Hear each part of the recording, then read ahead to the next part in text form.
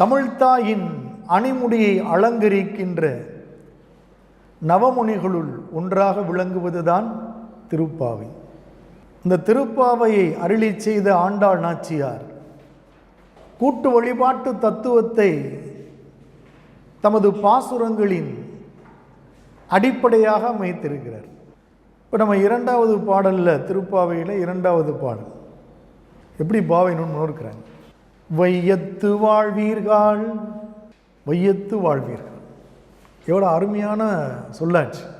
நாமும் நம் பாவைக்கு செய்யும் கிரிசைகள் கேளிரோ, பார்க்கடலுள் பையத்துயின்ற பரமன் அடிபாடி நெய்யுண்ணோம் பாலுண்ணோம் நாட்காலே நீராடி மையிட்டு எழுதோம் மலரிட்டு நாம் முடியோம் செய்யாதன செய்யோம் தீக்குறளை சென்றோதோ ஐயமும் பிச்சையும் ஆந்தனையும் கைகாட்டி உய்யுமாறென்னே உகந்தேலோ எம்பாவாய்.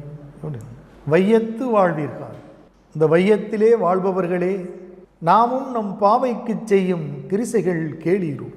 நாம் இந்த பாவை நோன்பு நோக்கின்ற பொழுது அந்த நோன்பை பின்பற்றுவதற்கு எப்படியெல்லாம் சடங்கு முறைகளை நாம் செய்ய வேண்டும் என்பதை நான் கூறுகிறேன், கேளுங்கள். பார்க்கடலுள் பையத்துயின்ற பரமன் அடிபாடி, திருப்பார்க்கடலிலே ஆதிசேடன் என்ற பாம்பின் அணையிலே அரிதுயில் கொண்டிருப்பவன், மோனத்தில் இருப்பவன் பரந்தாமன், அவனுடைய திருவடிகளை பாடி தொழ வேண்டும். அப்படி தொழுவதற்கு நாம் எப்படி செல்ல வேண்டும்? அதிகாலையில் எழுந்து குளிர்ந்த நீரிலே நீராட வேண்டும். நம்முடைய உணர்வுகளை தூண்டுகின்ற பொருள்களை உண்ணக்கூடாது. பால் பொருட்களில் விளைந்த நெய்யை உண்ணக்கூடாது. பாலினையும் அருந்தக்கூடாது. நெய்யுண்ணோம் பாலுண்ணோம் நாட்காலே நீராடி. நம்முடைய உணர்வுகளை தூண்டுகின்ற பொருளை உண்ணாமல் பிறர் உணர்வுகளை தூண்டுகின்ற வகையில் நாம் நம்மை அலங்கரித்து கொள்ளவும் கூடாது. அதனால் மையிட்டு எழுதோம் மலரிட்டு நாம் முடியும். கண்களிலே நாம் அஞ்சனம் தீட்டக்கூடாது. கூந்தலிலே மலர்களை சூடிக்கொள்ளக்கூடாது. இவ்வாறு நம்மை அலங்கரித்து கொள்வதால் இறை வழிபாட்டிற்கு வந்திருப்பவருடைய கவனம் இறைவனின் மீது செல்லாமல் நம்மை நோக்கி திரும்பக்கூடும். அப்படி ஒரு நிலையை நாம் ஏற்படுத்திவிடக்கூடாது. நெய்யுண்ணோம் பாலுண்ணோம் நாட்காலே நீராடி மையிட்டு எழுதோம் மலரிட்டு நாம் முடியும். செய்யாதன செய்யோம். முன்னோர்கள் இந்த பாவை நோன்பு நோக்கின்ற காலத்திலே எவற்றையெல்லாம் செய்யக்கூடாது என்று கூறியிருக்கிறார்களோ அவற்றையெல்லாம் நாம் செய்துவிடக்கூடாது. இவையெல்லாம் பிழையானவையோ, இவையெல்லாம் செய்வதற்கு தகுந்தவை அல்லவோ, அவற்றையெல்லாம் நாம் செய்துவிடக்கூடாது.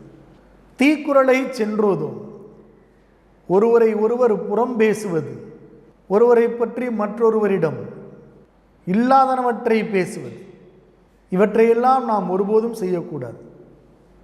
ஐயமும் பிச்சையும் ஆந்தனையும் கைகாட்டி உய்யுமாறெண்ணி உகந்தேலோர் எம்பாவாய்.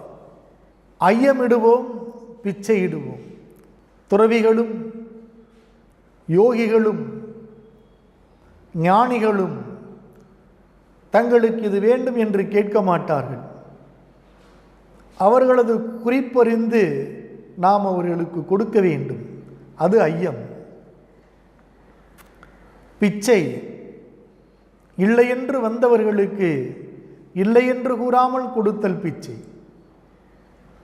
ஆந்தனையும் கைகாட்டி இயன்றவற்றை கொடுக்க வேண்டும். இயன்ற போதெல்லாம் கொடுக்க வேண்டும். ஆனால் கொடுத்ததை ஒருபோதும் எடுத்து கூறக்கூடாது. அதான் ஆந்தனை. வலதுகரம் கொடுப்பது இடதுகரத்திற்கு தெரியக்கூடாது. பாரதத்திலே கர்ணனை பற்றி கூறுகின்ற பொழுது புலவர்கள் குறிப்பிடுகிறார்கள். என்ன கொடுப்பான் ஏது கொடுப்பான் என்றவர்கள் எண்ணும் முன்னே பொன்னும் கொடுப்பான், பொருளும் கொடுப்பான். போதாதென்றால் இன்னும் கொடுப்பான். இதுவும் போதாதென்றால் தன்னை கொடுப்பான், தன் உயிரும் கொடுப்பான். தயாநிதியே அப்படின்னு கர்ணனை பற்றி சொன்னான். இப்படியெல்லாம் நாம் செயல்களை அமைத்து கொண்டு அதிகாலையில் எழுந்து குளிர்ந்த நீரிலே நீராடி நெய்யுண்ணாமல் பால் உண்ணாமல் கூந்தலில் மலர்களை சூடாமல் கண்களில் அஞ்சனம் தீட்டாமல் பிறரை பற்றி புறங்கூறாமல் நம் முன்னோர்கள் மூத்தோர்கள் எவற்றையெல்லாம் இக்காலத்தில் செய்யக்கூடாது என்று கூறியிருக்கின்றார்களோ அவற்றையெல்லாம் செய்யாமல் ஞானிகளுக்கும் யோகிகளுக்கும் தவச்சீலர்களுக்கும் அவர்கள் குறிப்பறிந்து கொடுத்து இல்லை என்று வந்தவர்களுக்கு இல்லை என்று கூறாமல் கொடுத்து இயன்றதை கொடுத்து கொடுப்பது வலதுகரம் கொடுப்பதை இடதுகரம் அறியாமல் கொடுத்து நாம் திருப்பார்கடலிலே பாம்பின் அணையிலே மோனத்தில் இருக்கின்றானே, ஞானத்தில் இருக்கின்றானே, அரிதுயில் கொண்டிருக்கின்றானே அந்த பரந்தாமனின் அடிகளை பாடி தொழுது இந்த பாவை நோன்பை நோற்க வேண்டும். அதனால் நாம் இந்த வையகத்தில் மகிழ்வோடு உயித்து வாழ முடியும். எனவே வையத்தில் வாழ்பவர்களே எழுந்து வாருங்கள் அப்படின்னு இந்த பாடலில் அழைக்கிறாங்க.